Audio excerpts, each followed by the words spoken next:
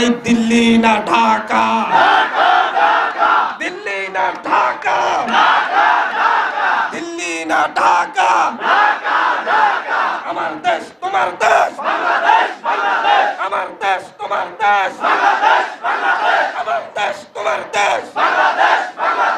এই আপনারা সবাই যেমন হাতিয়ার মানুষ তেমনই বাংলাদেশের নাগরিক। আমরা প্রত্যেকে বাংলাদেশের নাগরিক। বাংলাদেশের সীমান্তে আমাদের দাদা বাবুরা, দিল্লির দালালরা আমাদের চোখ রাঙানি দিচ্ছে। তারা বাংলাদেশকে তাদের করায়ত্ত করার চেষ্টা করছে। শেখ হাসিনার মতো দাসকে বাংলাদেশে বসিয়ে বাংলাদেশকে এতদিন শোষণ করেছে। স্যান্ডেলিনা সো, রূপচর্চায় আভিজাত্য।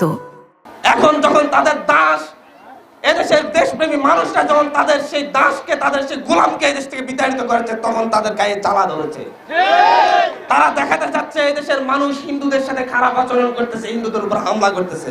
আপনাদের এখানে কি গত 3 মাসে কোনো হিন্দুর উপর হামলা হয়েছে? কোনো সনাতনী ভাইদের উপর হামলা হয়েছে?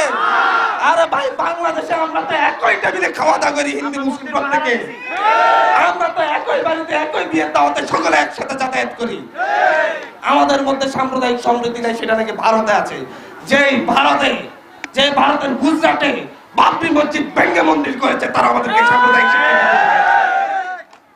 যে ভারতে দিল্লিতে দাঙ্গা লাগিয়ে 1000 জন মুসলমানদেরকে হত্যা করা হয়েছে, তারা এখন বাংলাদেশের সংখ্যালঘুর অধিকারের কথা বলে আমাদের উপর চাপ সৃষ্টির চেষ্টা করছে।